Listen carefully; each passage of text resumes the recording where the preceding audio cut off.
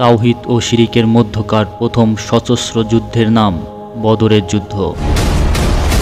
আল্লাহর জমিনে আল্লাহর সত্য দিন প্রতিষ্ঠার সংগ্রামে বৃহত্তম কুফরি শক্তির উপর প্রথম সশস্ত্র আঘাতের নাম বদরের যুদ্ধ।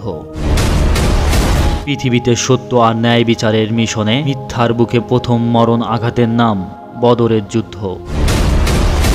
বদর ছিল রৈশী মদতপ্রাপ্ত এক রণক্ষেত্র, যেখানে কুফরি শক্তিকে ধ্বংস করে দেওয়ার জন্য আসমান থেকে অবতরণ করেছিল স্বয়ং আল্লাহর ফেরেশতারা। বদর ছিল ওই রক্তাক্তময়ী এক রণক্ষেত্র, যেখানে আবু জাহেল ও তার দোসরদের মৃত্যুর পরোয়ানা হাতে দিতে আবির্ভূত হয়েছিল একদল মর্দে মুজাহিদ। এটা এমন এক রণক্ষেত্র যেখানে মুসলিম বাহিনীর পরাজয়ে চিরদিনের জন্য নিভিয়ে দিতে পারত ইসলামের আলোক শিখা। সেদিন স্বয়ং আল্লাহর নবী রাসূল সাল্লাল্লাহু আলাইহি সাল্লাম আসমানের দিকে দুই হাত তুলে বলেছিলেন, হে রব্বুল আলামিন, আজ যদি আমরা হেরে যাই, তোমার এই জমিনে তোমার নাম নেওয়ার মতো অবশিষ্ট আর কেউ থাকবে না। প্রিয় হাবিবের উৎকণ্ঠা দূর করার জন্য সেদিন আল্লাহ তাআলা তার মালাইকদের জমিনে অবতরণ হওয়ার নির্দেশ দিয়েছিলেন। অতঃপর তারা জমিনে নেমে আসেন এবং কুফরি শক্তির উপর চড়াও হন। ইসলামের ইতিহাসে বদর এমন এক দিবস যাকে ইয়াউমুল ফুরকান তথা সত্য মিথ্যা ফয়সালা দিবস হিসেবে আখ্যায়িত করেছিলেন স্বয়ং রব্বুল আলামিন। ইতিহাসের এই দিনে 3 গুণ শক্তিধর প্রতিপক্ষের উপর মুখোমুখি হয়েছিল মাত্র 313 জন মর্দে মুজাহিদ।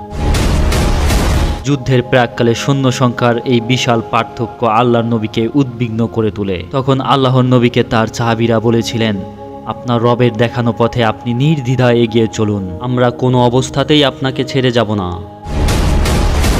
আমরা জানি নবী মুসা যেদিন তার জাতিকে যুদ্ধের নির্দেশ দিয়েছিলেন, সেদিন তার জাতি তাকে বলেছিলেন, তুমি আর তোমার আল্লাহ যে যুদ্ধ করো, আমরা বসে রইলাম। কিন্তু আল্লাহর কসম, আমরা কোনো অবস্থাতেই আপনাকে সে কথা বলবো না, বরং সর্ব অবস্থায় আমরা আপনার পাশে থাকব। আপনি যদি সাগরের উত্তাল তরঙ্গে ঝাঁপিয়ে পড়েন, তবে আমরাও নির্দ্বিধায় আপনার সাথে সাগরে ঝাঁপিয়ে পড়ব। অতঃপর আকাশচুম্বী ঈমানী জজবা আর শাহাদত বরণের তীব্র আকাঙ্ক্ষা নিয়ে এই ক্ষুদ্র দলটি 3 গুণ প্রতিপক্ষের উপর ঝাঁপিয়ে পড়েছিল। আর সেদিন মহান রব্বুল আলামিনও পূর্ণ করেছিলেন তার দেওয়া প্রতিশ্রুতি। মাত্র 14টি প্রাণের বিনিময়ে আল্লাহ তাআলা সেদিন মুসলিমদের বিজয়ী করেছিলেন। মুসলিমের অস্তিত্ব রক্ষায় যারা এই যুদ্ধে শহীদ হয়েছিলেন, তাদের জান্নাতের সুসংবাদ দিয়েছিলেন স্বয়ং আল্লাহর নবী।